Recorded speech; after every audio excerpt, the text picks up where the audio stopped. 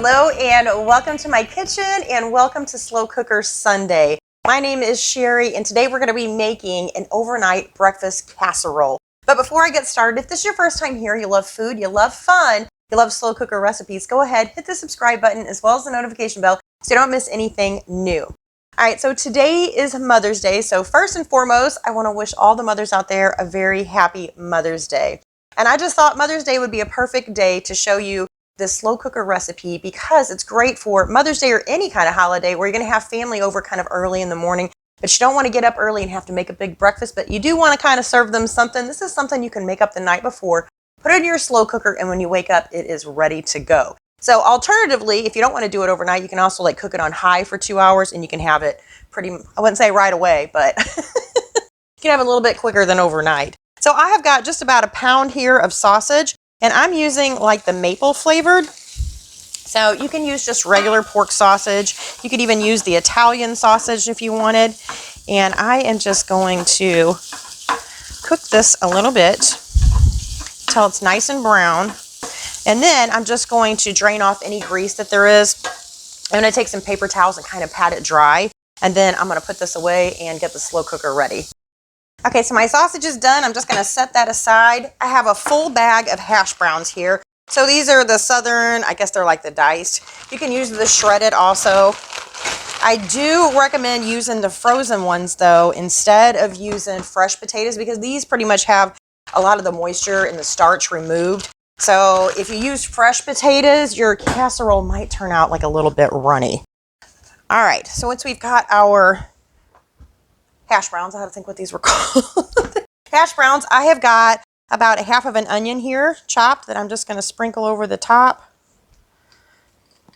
And then I've got some bell peppers. So probably the equivalent of one whole pepper. I had a bunch of mini peppers as I usually do that I needed to use up. So that's what I have here instead. And I'd say it's about the equivalent of one whole pepper. That in there. And then our sausage.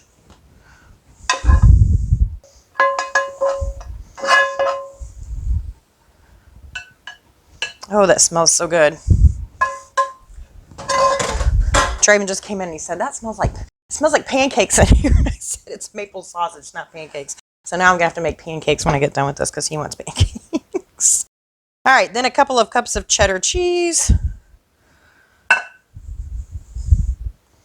just going to kind of sprinkle it and then spread it out to the edges just a little bit. All right, I'm going to push this out away for just a second. I've got a dozen eggs here. And I'm going to add a little bit of salt. And I'm going to add a little bit of pepper. Or a lot of pepper. I like a lot of pepper.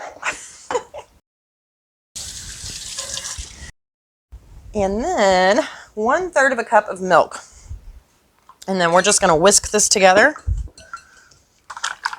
And then once that's all incorporated really well, we're just going to pour this. Let me move where you can see here. We're just going to pour this all over the top. And that's all there is to it. And then tomorrow morning, we're going to have breakfast. So I'm going to put the lid on this, and you can cook this in your slow cooker. Again, you could probably cook this in the oven also.